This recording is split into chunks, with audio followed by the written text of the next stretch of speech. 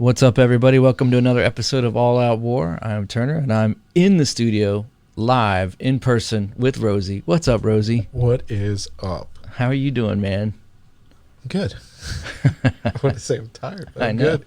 We are tired, man. We're doing marathon work here at the podcast. I don't see you for in person for 3 months, and then I finally see you, and then we just rock it out. We just record. Yeah. So anyways, man, we have a really good episode today. Yeah. It's going to be cool. We have a returning guest, and we'll get into that in just a second. But what do you know, man? Hey, did you know that Costco is the 14th largest pizza chain in America? No, I didn't know that. Yeah. It kind of makes sense to me, though. Yeah. It said it has over 700 locations and in the food courts, because they have the food courts. It's technically bigger than California Pizza Kitchen. Wow. And almost as big as CC's. Wow. Just the pizza. And this is Costco. Yeah. So because because so many people go to Costco. Can you imagine if they delivered? Oh, yeah. And their pizzas are actually pretty good. It is good. And you get a lot for your money. Yeah, $2 a slice, $10 for 18-inch wide pizza. You can't beat that. No, that's a great price. Yeah. And yeah, it's good pizza. It's worth driving by. If I lived close to a Costco, I'd probably go get one. My kids love pizza, man. Yeah. They house some pizza. Are you talking about all the pizza? Better be. They like the cheese pizza. That's terrible, man. Oh, dude. So we have a great guest. We should just jump right into this because it's a lot. This is a technical, political one. It's a lot of fun though, and you need to pay attention. It's very important. It's important. Extremely important. We just remember, you heard it here. That's right. We heard it here in October. That's right. We were talking about it. October 2019. And this is gonna mark your calendars. Big stuff's gonna come from the stuff that we were talking about. Yeah. Or our guest is talking about. We're not doing anything. Yeah. But he is. He just decided that he'd allow himself to come onto our show.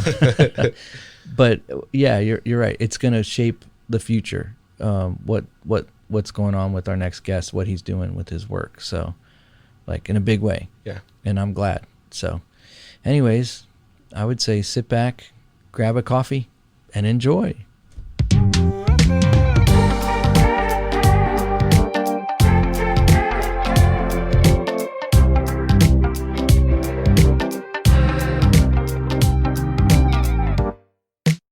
You're listening to the All Out War podcast.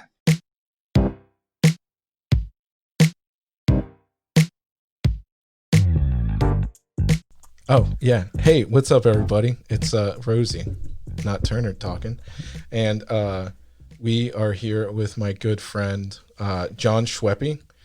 He was on, I had to pull this up because I don't remember stuff, episode 57. On October 6th, so quite a while since he's been here. And real quick, I'll just he works for the American Principles Project, and he is the director of policy. I couldn't remember that because I accidentally closed your Twitter. I had to think about that, dude. But so he's the director of policy at the American Principles Project, which is a nonprofit think tank. They're super conservative, super great place. So they're not some weird think tank doing weird stuff. But anyways, so I'll bring it back. Thanks for coming, John. I'm not good at this. No, thanks for having me on, guys. Appreciate it. Yeah. So right before we started recording, you might remember John as my friend, the friend who flipped the coin. And that's right. I forgot he determined. That's right. He determined the sex of our child, and he had asked what the child is. And so I want to make him feel bad. And since he determined that it was a girl, we adopted China's policy and got rid of it. So that's God. On you. That's on you, man. It's called the Schweppe effect. The Schweppe effect. I'm just kidding. It's still alive somewhere, I'm sure. But anyways. Okay. Put her in a Dropbox. Yeah. But okay, so to start it off, we started talking about this stuff last year when you were on, but my recollection was we didn't really get into it on the podcast because of this stuff that just hadn't happened yet, or it wasn't time to talk about it. So you guys have been doing, and you in particular have been doing a lot of stuff with Section 230 of the Communications Decency Act, which is big because Trump's been tweeting about it recently. It's been a huge, well, he's been doing more than that, which you can go into about that. But yeah, man. So how about you catch us up what's going on? You were also, like the day after you were on our podcast, you blew up on Twitter about something. So how about you start there and then just go wherever you want to go, man? Yeah.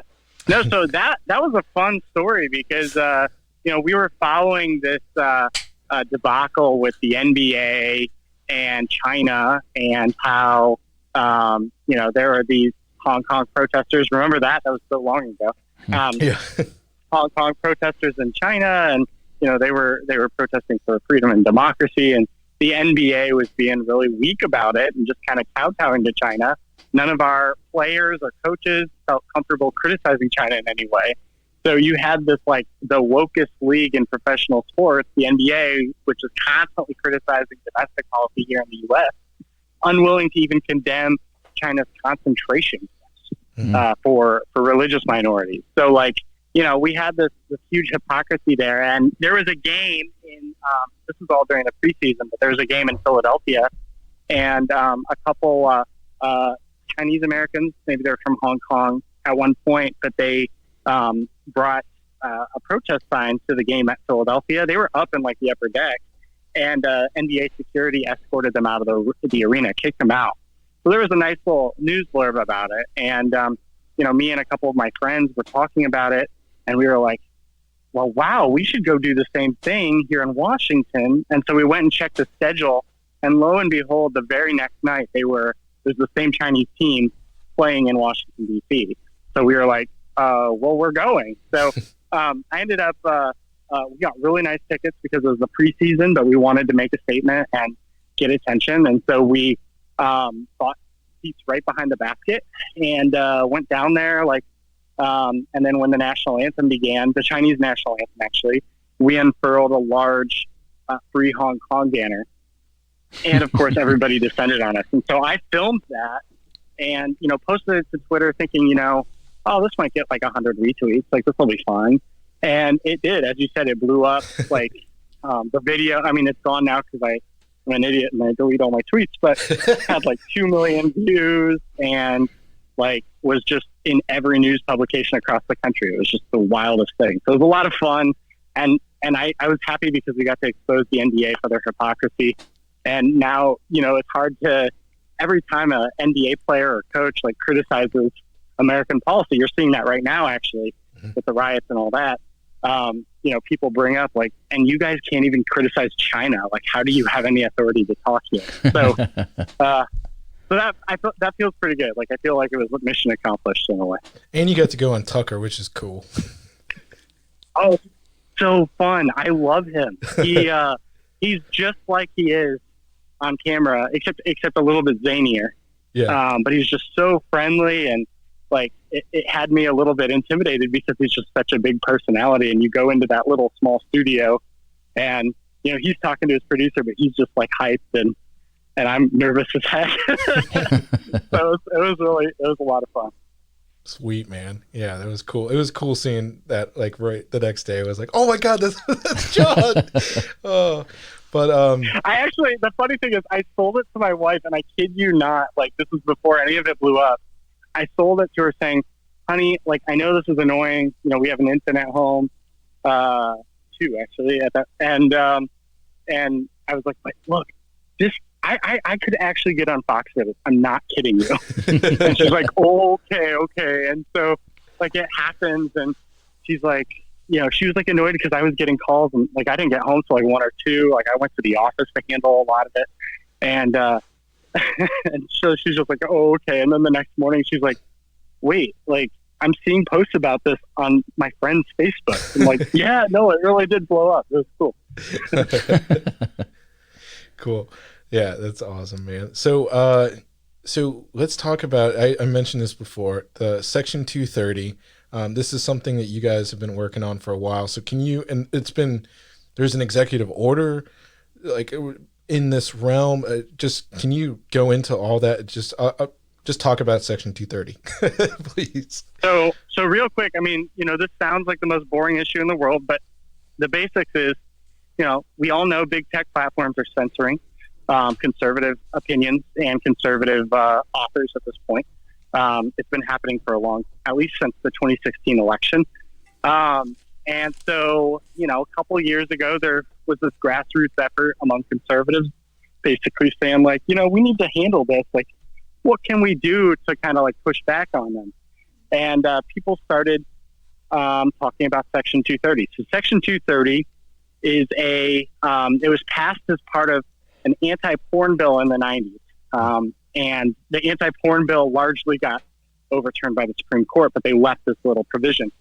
And the provision says that interactive computer services, I mean, it was 1996, so whatever that is, interactive computer services get this special immunity where if a third party posts something on their platform, they can't be held liable for that. It's actually a pretty important piece of legislation. I mean, if you think about it, because it doesn't make sense that, Twitter should be held liable for something Rosie posts on his pretty hot Twitter feed. Like, I mean, that makes a lot of sense. But the issue at play is, okay, well, what if they're acting like, more like a newspaper where they're picking and choosing what content goes up on their site? Well, in that case, then maybe they shouldn't have that immunity. And so under the law currently, they do get that immunity. And there's been this kind of grassroots effort to say, like, no, you guys need to, like, you're going to be removing political and religious speech. Like, Senator Hawley actually kind of got the ball rolling with this last year. He introduced a bill that was panned by all the conservative organizations and all that, except for mine. There's a couple others, but basically it was making it conditional, saying like, look, these market dominant tech platforms, like if they're going to get this special immunity, like they need to jump through a lot of hoops. And his involved like the Federal Trade Commission. So the criticism of it was, oh, this is big government. Libertarians said that this would curb speech online.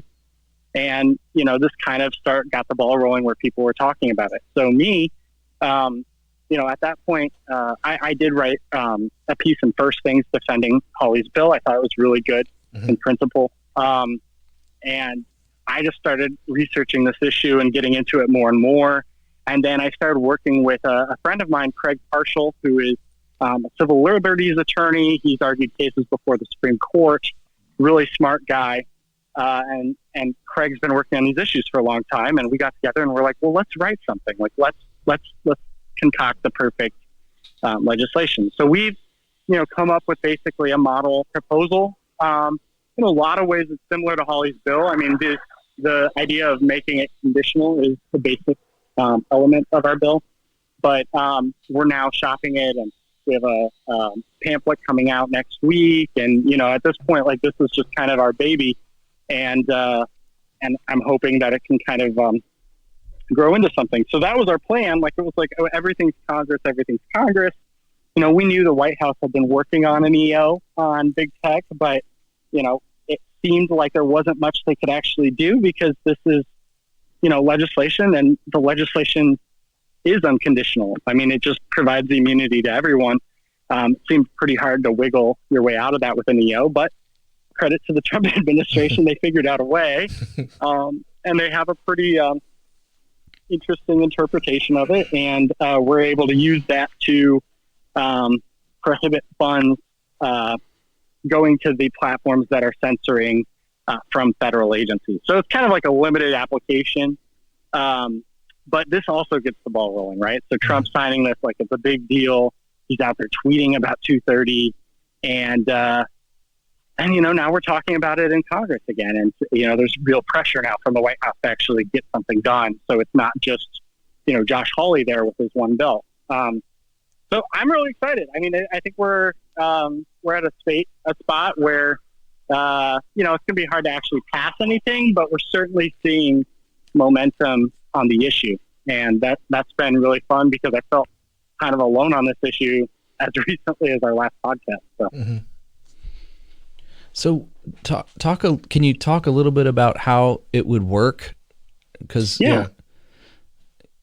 So basically our model for it is it would only apply to market dominant platforms, and there's case law that kind of like goes into like what market dominant would be. But we would also I'm going to try not to get too wonky on this. We would also employ a federal agency to kind of like certify what is market dominant and what isn't.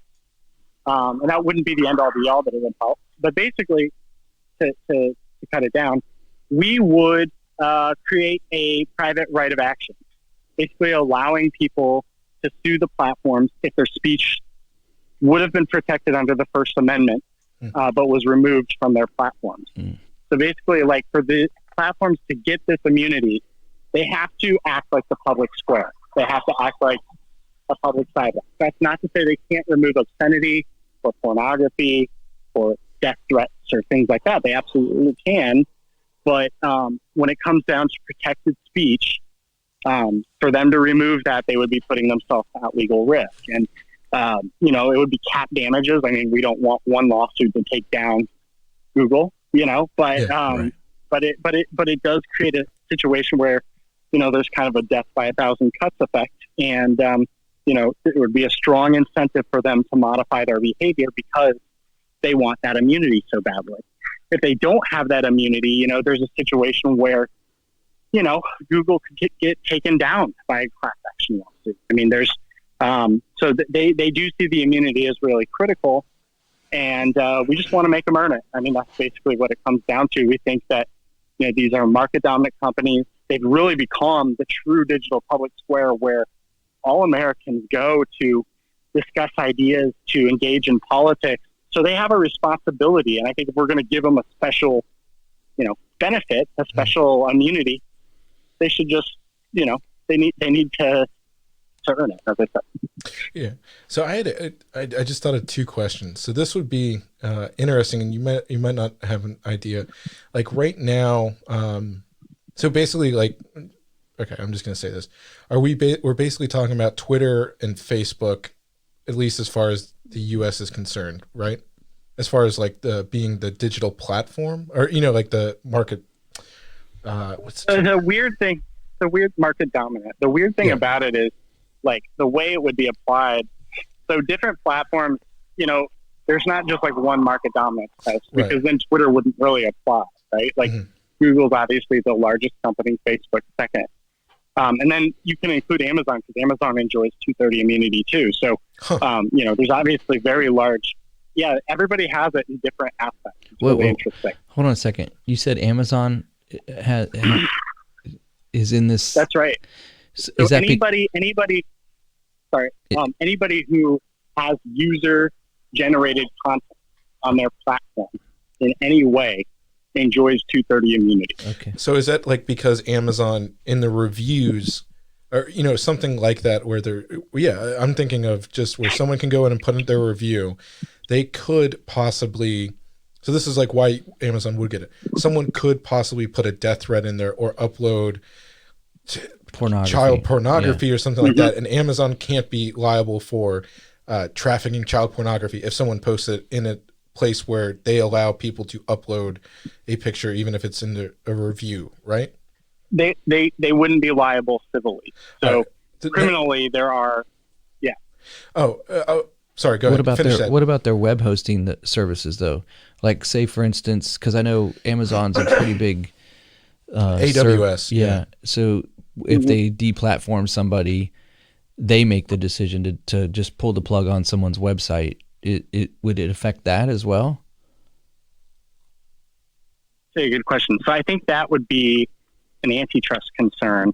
I don't know if that has a 230 application or not. I haven't actually seen anyone bring it up on that. But generally, this has a very broad scope. I mean, like if you list a product on Amazon and it harms a lot of people or something like that, obviously, there's concerns there, and 230 could be potentially a protection for them on that. So, no, so Amazon, I mean, it's crazy, everybody really enjoys this. And for some, like, it makes a lot of sense. Like, I mean, if I go on Rosie's blog and, go after you, and just say like these things and Rosie, doesn't know if it's true or not. So he leaves it up, like, I don't know if Rosie should really be liable in that situation. I mean, maybe, but 230 protects him.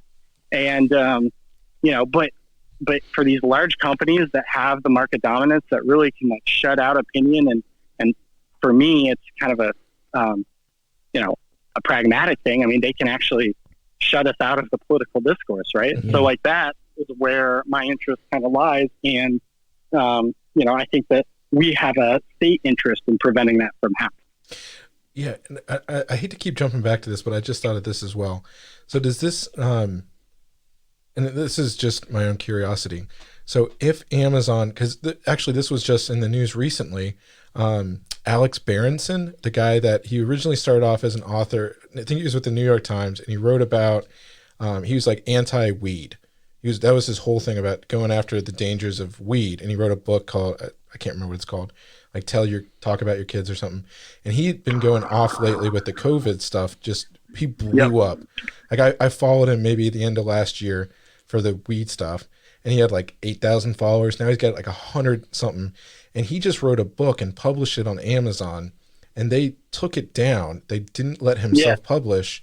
And I think Elon Musk got involved or something. It was weird. Wow. He did. Yeah. No, you're right. So Elon basically called it out and said this is really messed up, and they reversed. Right. So does 230 apply to something like that? Can they, as a publisher, deny someone publishing a book, or does that count as the public square because it's someone's written work that they're submitting? Do you get what I'm asking? Absolutely get. So let me get into this. This is kind of tricky. And, it just might sound a little convoluted, but it makes sense. So here's the deal. Like the problem we have is that all of these companies are private companies. Mm-hmm. And so they do have a right of association. Okay. So if just in a vacuum, if Amazon doesn't like Alex Berenson's book, that they think it's misinformation, whatever, in a vacuum, of course they have the right to not sell it or do anything like that.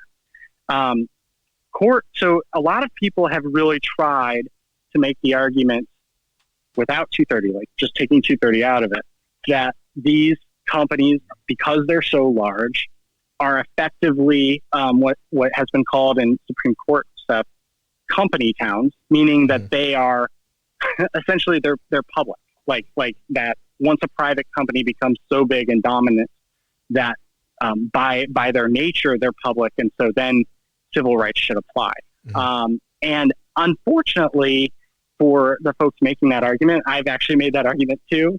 The courts have gone against that. I mean, they pretty consistently, most recently in the PragerU case with, against Google, like they've pretty consistently shut that down. Now, I think that's bad jurisprudence because I do think that, the company town argument makes a lot of sense, but that's just not where we are.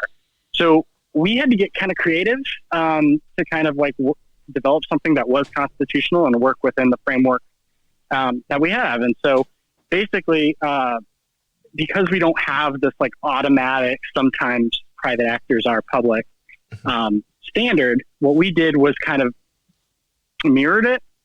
So in our legislation, it basically says for them to receive this immunity, they have to act as if they are right. the public square.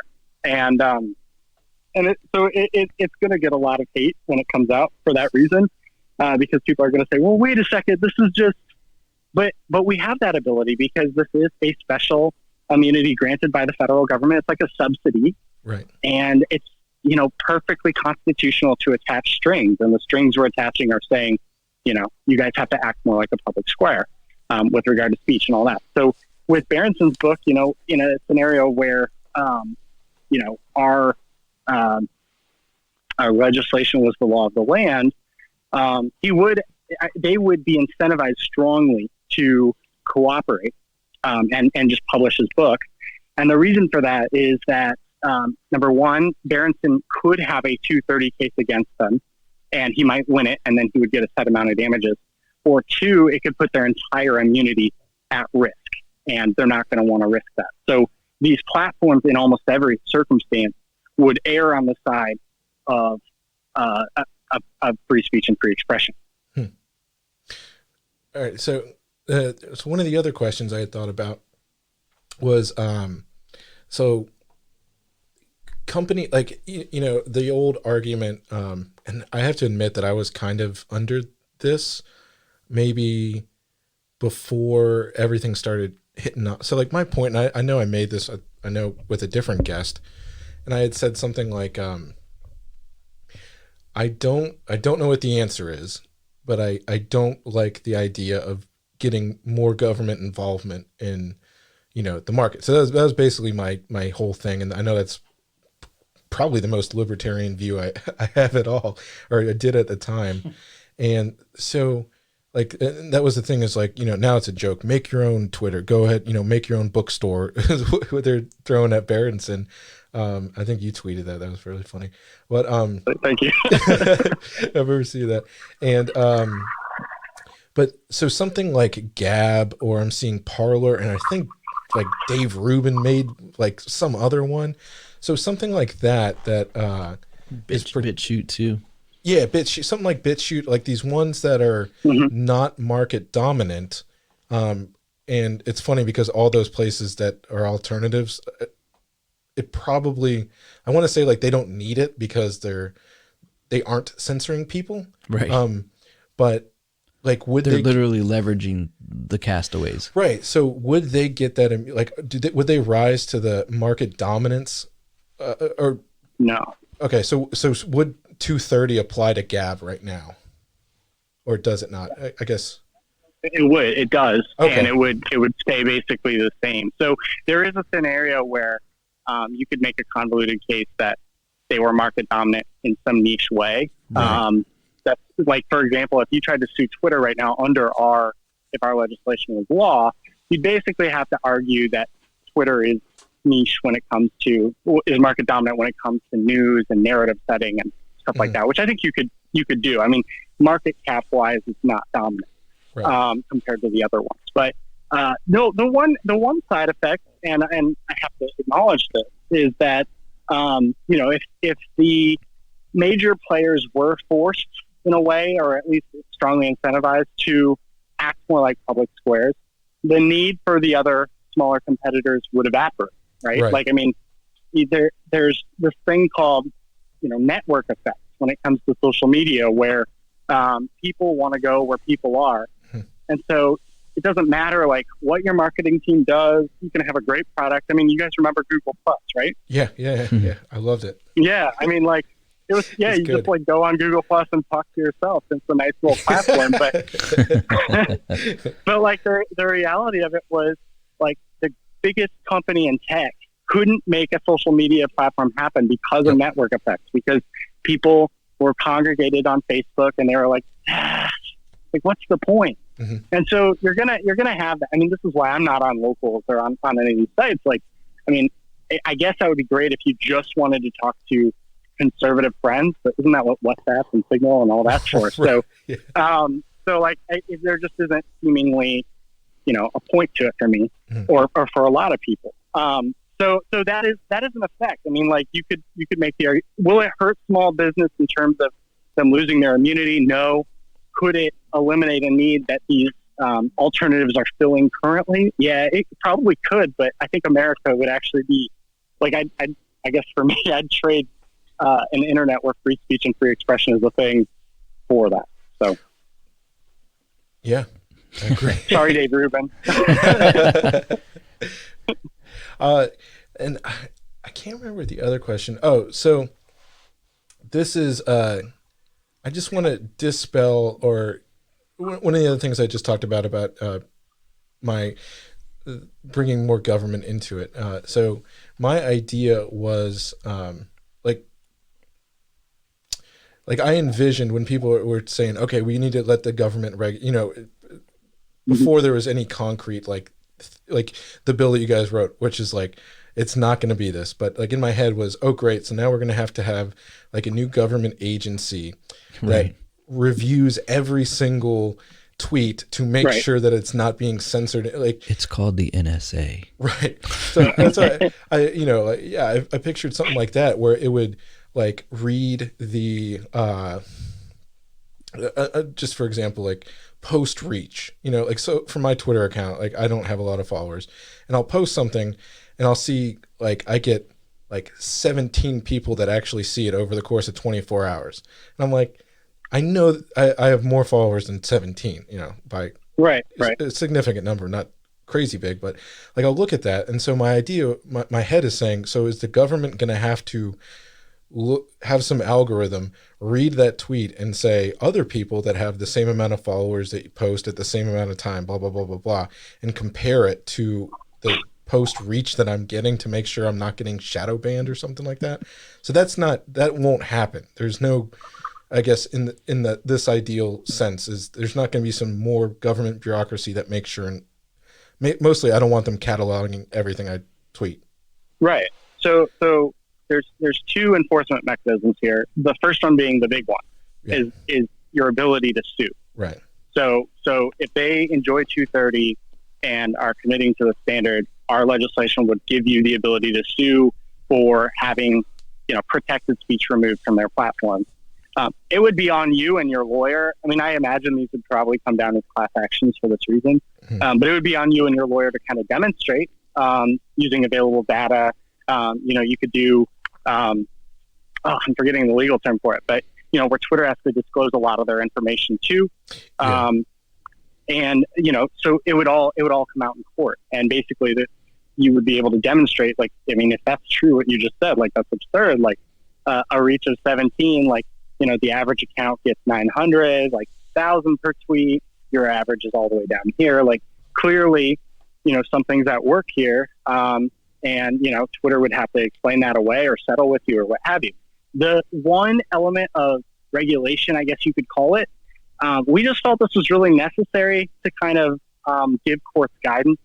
And that is that we have a kind of an FTC certification process that is admissible in court, but it's not determinative. And what I mean by that is, like, the court can choose to waive it if the evidence in front of them suggests that it's not the case. But basically, like, what it would do is allow Facebook and Twitter and Google and all these companies to kind of show the FTC what they're doing from an algorithmic standpoint, and demonstrate, like, yeah, we actually are adhering to this.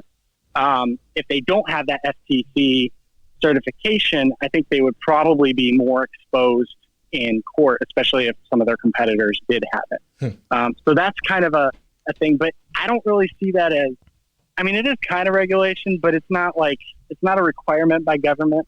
It's more like government kind of, the executive branch kind of weighing in on something that could matter to the judicial branch in settling these lawsuits. But lawsuits are going to be the mechanism. And in this, I'm sure I'm going to get attacked on it. Like, oh, so you just want the trial lawyers to have a field day. Yeah, I mean, I'm okay with them having a field day if the public square is going to, not be, protected. And so, like, I think that this is a much more conservative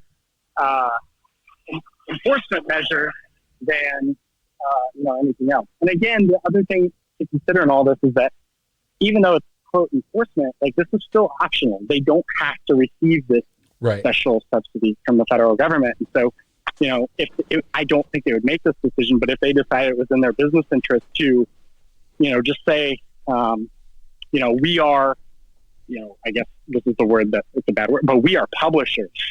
We have the right to remove whatever content we want. Well, then they would face some potential liability by not having 230 immunity, but maybe they decide that that's the better route for them to go.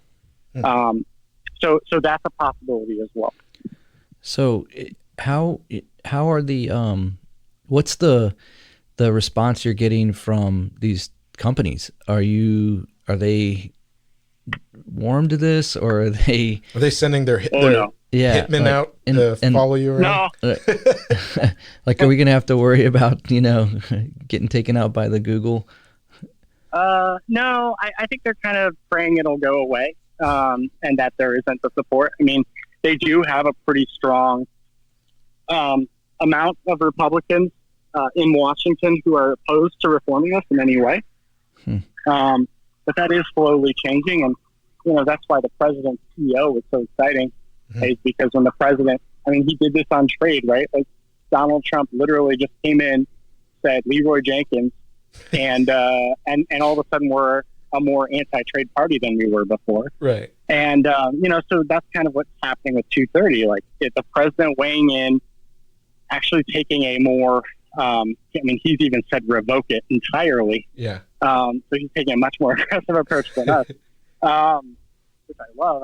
Part of the deal, right? Yeah. But that helps. And so, answering the question, look, it's tough because Twitter obviously has made its position known. Like it wants to enjoy this immunity and, sway the election to make sure Biden's elected.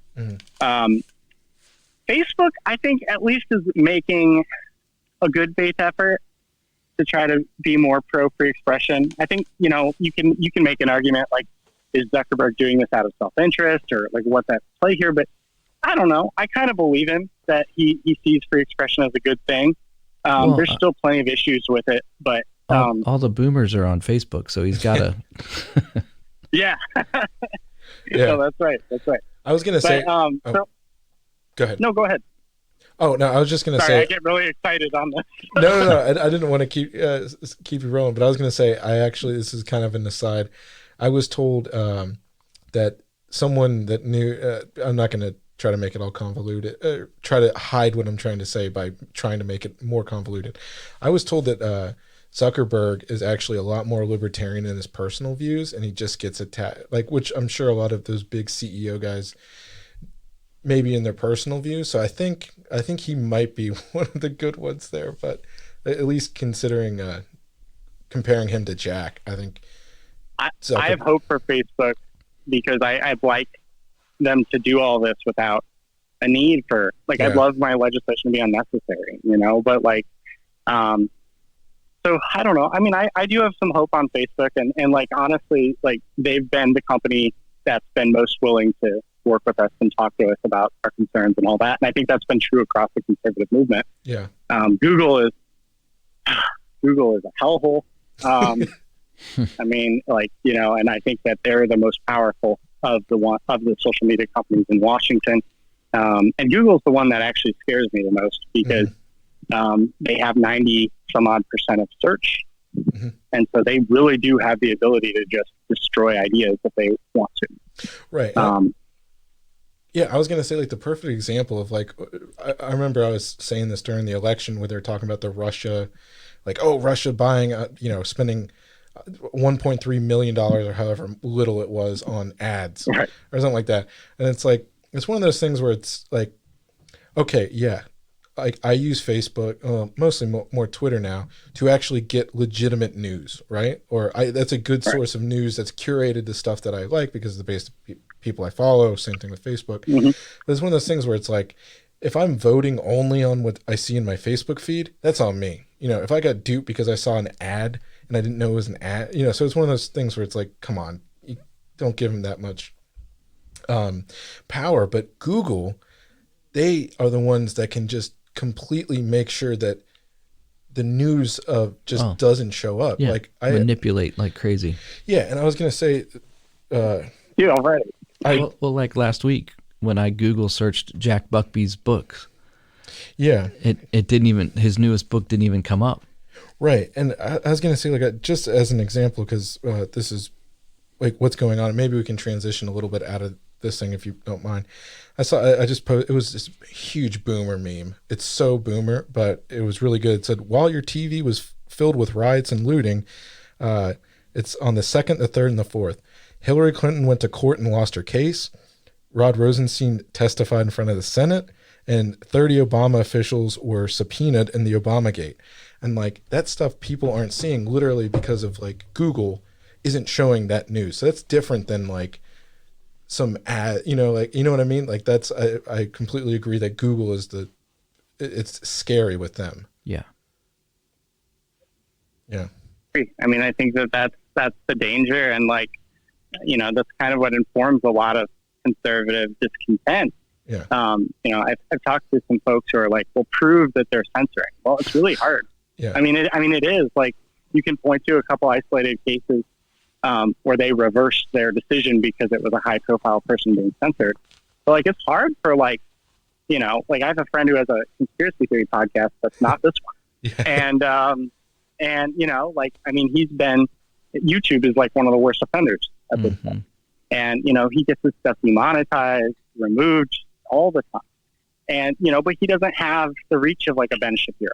And so like, what's he supposed to do? And that's where I think they're really having the strongest effect is what are they doing to people who, when they don't get caught. Right. Yeah. And so that's kind of like the motivator here. Like, I just really, I think that conservatives have to fight back. The state of the country is in play.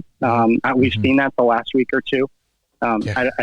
So to me, like the tech issue is honestly one of the most important issues because if free speech disappears from the digital public square, then I just think we're going to lose the country to the communists. Like I really do. So that's kind of my motivator, and I'm very transparent about that because I didn't care about tech 2 years ago, but here we are. Yeah. And I was going to say that totally we've been pretty open about that for the last 2 years on our podcast. We've had that weird stuff happen. But all right. So the other thing I wanted to talk about, porn. What kind of, no, Rosie wants to talk about I want porn. to talk to you about porn, man. What's your favorite? What do you think about this actress? No, but that was one of the other things that we had talked about before. And maybe this will be a good segue. You had talked about that the whole Section 230 was originally a part of an anti-porn legislation. So this does kind of tie in with that, but I know that that's another thing. I mean, obviously, us as I think all conservative Christians, we're very anti-porn, and you got attacked for that too. Since we talked, I remember that you wrote that article that got slammed by Ben Shapiro and stuff. He name dropped you, but can you talk about that, man? So the porn issue is interesting because just all of the things we've talked about. We've been talking about free speech and free expression. So the question of porn obviously comes up. Like, so do you want Facebook to have porn all over their platform? I mean, that's kind of what I'm saying, right? Well, so there's two things to that. Number one is that we wrote this into the legislation, so don't worry. The Supreme Court in 96, when they overturned much of this, kind of set bad jurisprudence, but kind of set the stage for what you hear now from a lot of libertarians, which is that pornography is speech.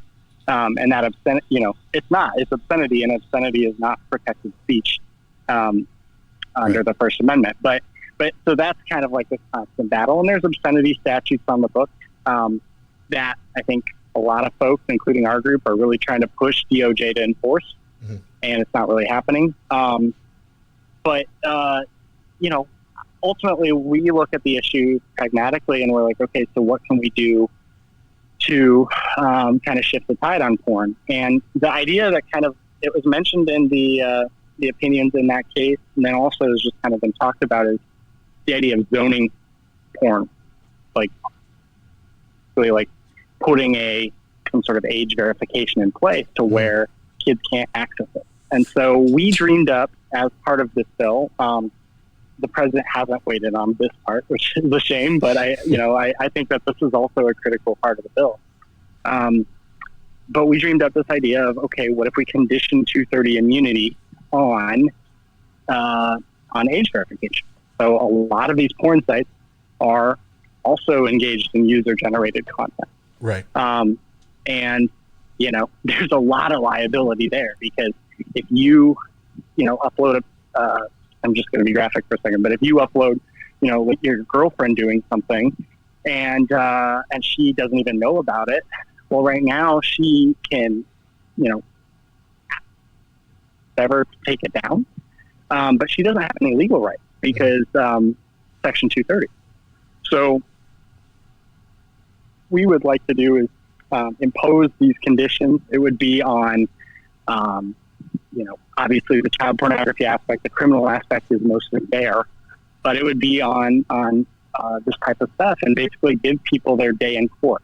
And I think that's kind of like the underlying thing here is that, like, the platforms, as long as they're doing the right thing and kind of stimulating that public square, but also like protecting kids, then they don't have to worry about lawsuits. But if they're not going to do that, I mean, like, then, let's open it up. Like, let's, I mean, it'd be interesting to see, like, should Google, if Google doesn't want to put an age verification thing in place and some person wants their, porn of them that they didn't approve of removed from their search engine, like, I think they have a case.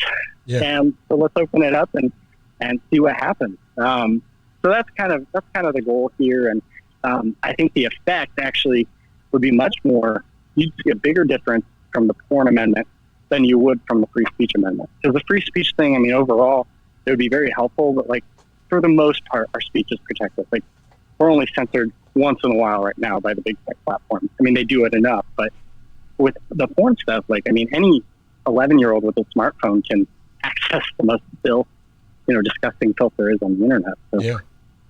So I'd really like to fix that. I think that would be huge for our country and really huge for kids because it's damaging. And, our organization takes the position that exposing a child to that is no different than sexual assault. And so, it's a really, it's an important thing that we need the platforms really. So this may sound doing like a better job on. This may sound like a stupid question, but doesn't porn sites have age verification already? Not real age verification. So what does that look like then? So right now, what they have is basically a lot of them have like a click through. Like you just say, "I'm 18." Okay, you're good. Yeah. And what you would actually, I mean, if we impose this is a regulation. Where I made the case on the other, but this kind of is a regulation. You would basically require them to employ some sort of third-party ID site. Like right now, if I go to West Virginia and want to place a bet on the Nationals winning the World Series this year, they actually, for me to get an account on one of those legal online gambling sites, they have to verify my ID, and I'm in a system. See how that would work? I mean, the porn sites would innovate to comply with the regulations, but because porn sites more than anybody need that 230 immunity. Oh yeah. Because otherwise, I mean, they would be done. Even the gigantic ones, because I mean, I can't imagine how many of those videos are non-consensual in some way. Right. So yeah, so that would be the idea. And again, like, is there more I'd like to do to crack down on porn? Absolutely, but this seems like a really good incrementalist first step to kind of to at least protect our kids, and then we can worry about adults later. Yeah, I was going to say it's almost like, and I'm going to say this with people might say, "Oh, you're," what? I'm just going to say it.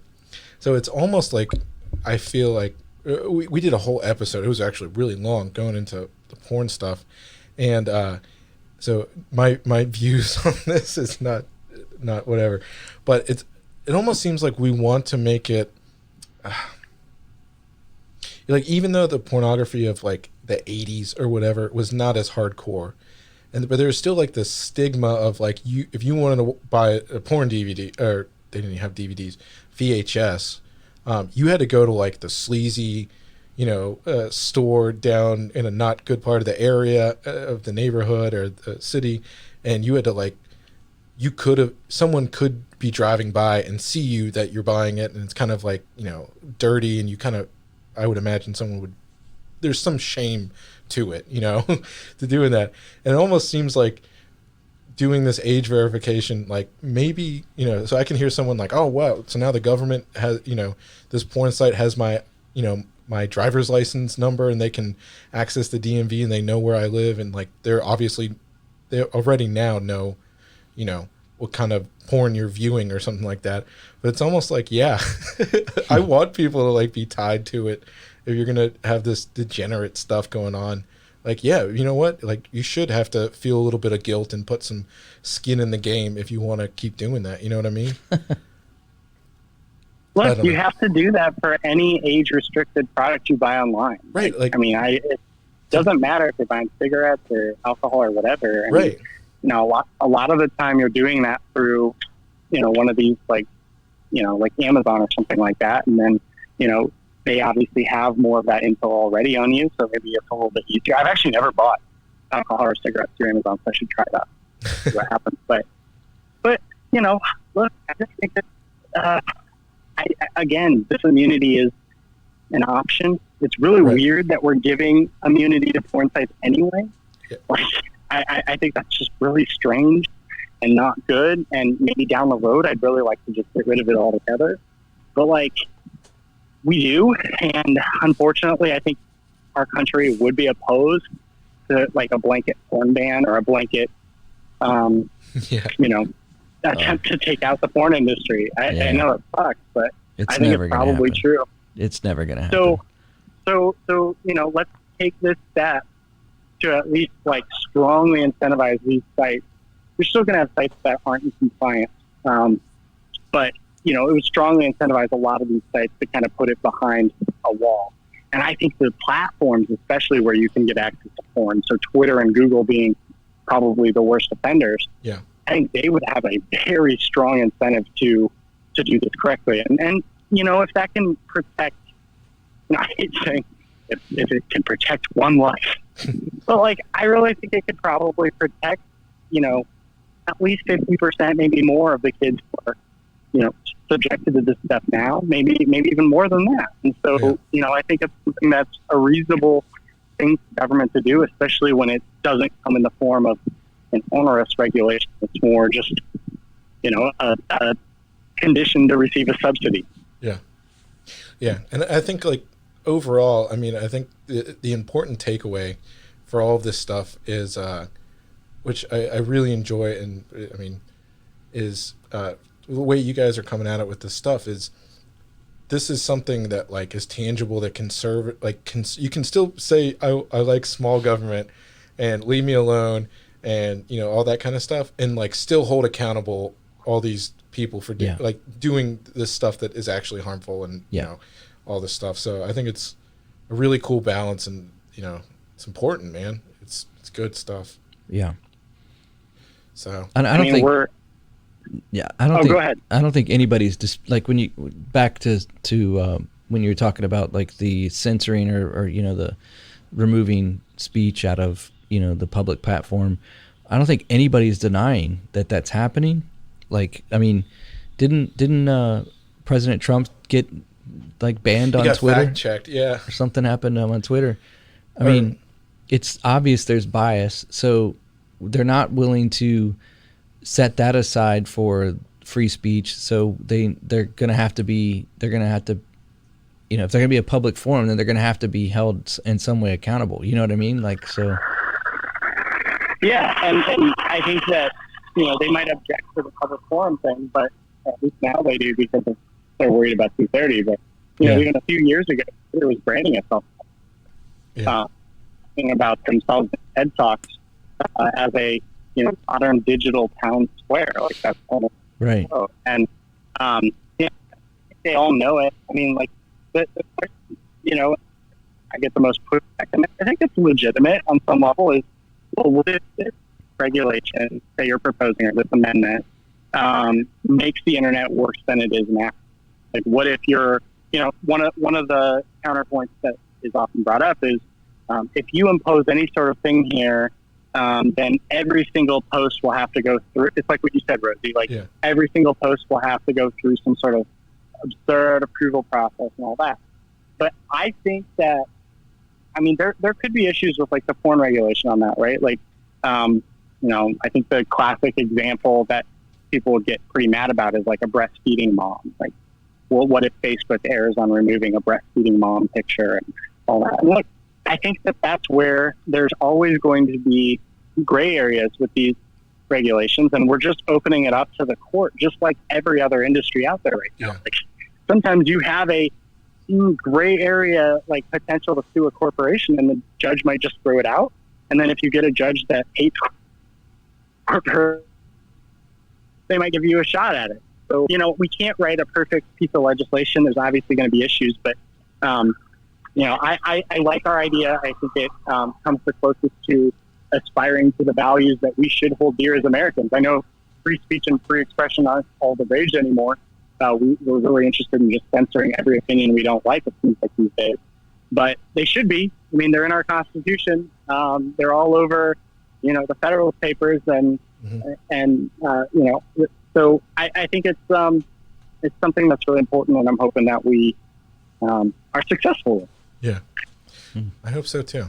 Yeah, but so maybe I know we talked about this last time, and obviously I was just thinking of this too, because I remember you made the case that well, obviously it was October when we talked on here, the primary. So do you? I just feel like you have a really good insight. So do you think, I don't know, what do you think about the election, man? Like, do you think that these riots are, because I've just been seeing all this stuff, and I just want to hear someone else's thoughts of his lack of action, Trump's lack of, like, law and order. Oh. You all right there, man? Or do you think he's going to win? Sorry. I do think he's going to win. I do agree that right now is a dark point, and it feels rough. I mean, if you look at polling in June, obviously, Biden in various states. So I get the concern. It's certainly something like we've talked about a lot internally, because we have a super PAC, like we engage in some of these elections, and we're looking at where to go. But I'll tell you, where my gut is. I really believe in the American people, and I think that once they realize who Joe Biden is and how he's going to be a pushover for these commies, and there's no standing up. I think the riots are kind of exposing that. The Democratic Party won't stand up to this violent, aggressive element on their side. I mean, they're defending it, and so I think once voters kind of like are able to kind of connect the dots on that, and the Trump campaign will have to do a good job telling that narrative. This won't be as close as people think. Yeah. I'm pretty confident that the president wins more electoral votes than he did. And I know that sounds absolutely wild right now, given conventional wisdom, but it just seems to me that, this isn't a communist country. It's not a country that like hates itself so much. And I just don't want to, maybe part of it is a false place optimism, but I'm not ready to give up yet. So, yeah, we'll see. Obviously the campaign's going to have to do a good job. Like, they really got to focus on this. But to me, the riots present, this isn't to say like the death of George Floyd wasn't wrong. Like, I think we all can agree, like, police brutality does happen sometimes, and it's really bad. Like, yeah. There's plenty of examples of it happening, not just to black people. I mean, it happens across the board. And yeah, there's racism in this country, and we need to address that and try to get better every day. And all that being said, like, America is not a racist country. Our founding is not racist. I would defend that to the death. Like, so I just think that this is kind of I don't know, it's like a generational struggle. Like, this election is huge. Yeah. And maybe even bigger than 2016, because the stakes seem more obvious. Yeah. That this is like a fight for the heart and soul of the country, whether we want to continue to be America or whether we want to really start a new experiment altogether. And I think that's kind of what's being vocalized by the radical left right now. They just want to restart. Do you think that? So, what's your thoughts on like, I've been hearing people saying that because of the election, this is what they're doing. They're disrupting on purpose. Do you think that this is contrived in some way, like these riots? And because it went, like, when I look back at it, it went from this is a situation of police brutality, and now it's like, you're white, you should feel guilty. It's like, wait, how did it go from police brutality to now there's systemic racism in our country? That's like, it just escalated so quickly.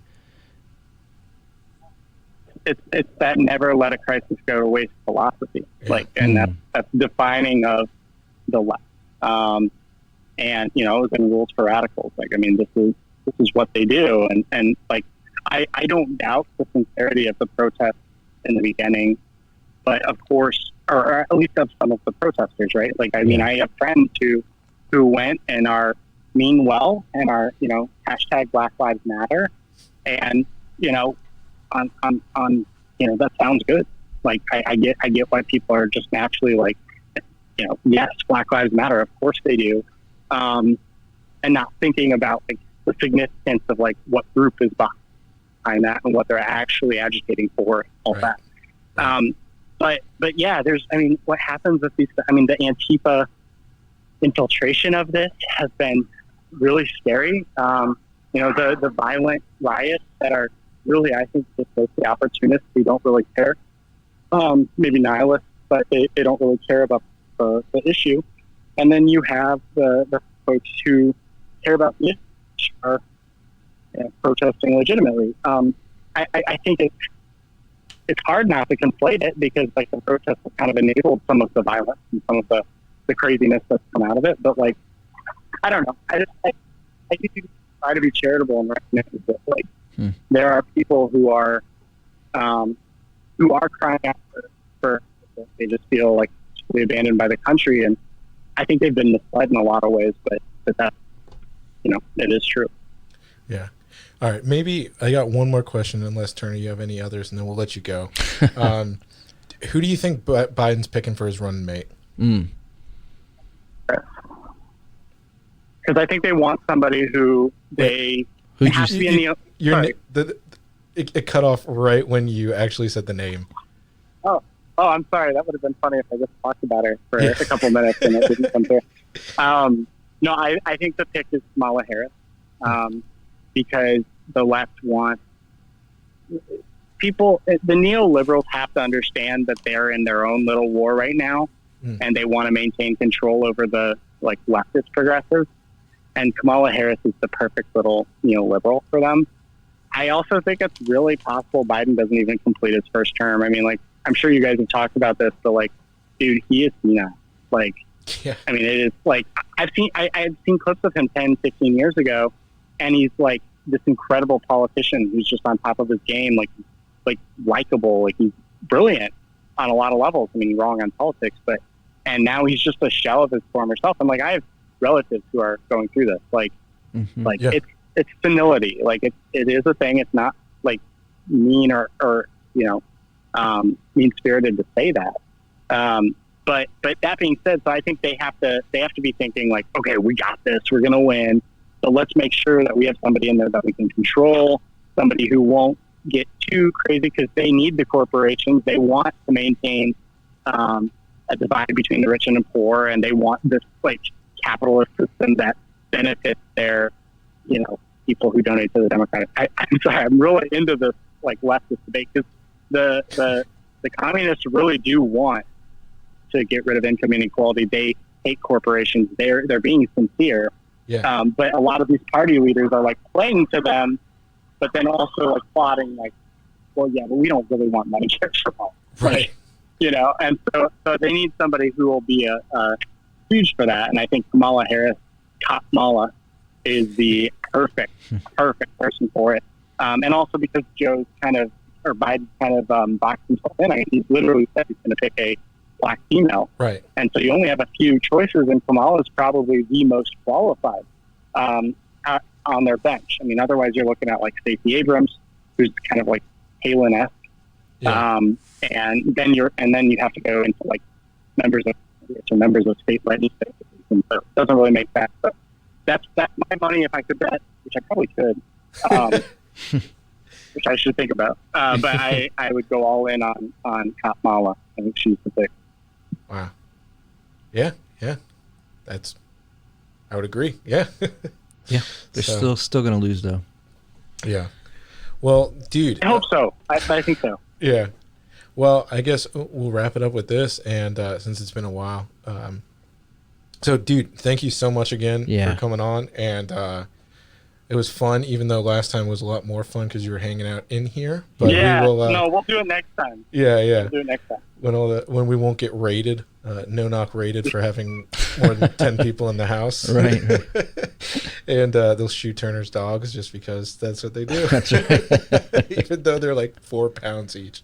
But yeah, man, thank you so much. And I'll talk to you soon, but other than that, Turner, you got anything? Yeah. Hey, John, thanks for all the work you're doing. Man, we appreciate it. I mean, us personally are affected by what you're doing with this legislation. So I really appreciate, all your effort and the thought that you're putting into this. And, man, just, the last time you were on the show, like you were on Tucker Carlson the next week. So I don't know where you go. What's the next level for you up, man? Where can you go from here? And what he's implying is you came on the podcast and then obviously you blew up the next week. That's what I'm saying. Because you were on the podcast. So I'm basically saying you're welcome. The Tucker producers must be listening to you guys for show prep, right? That must be. So that's what I assume anyway. Yeah. So I'll just keep doing this show and hopefully we'll get lucky. No, I appreciate it, guys. Thanks for having me on. All right, dude. I'll talk to you. We'll talk to you soon, man. Thanks, man. Thanks. Bye. Thanks for listening to the All Out War podcast today. We hope you enjoyed the episode, and we'll catch you next time.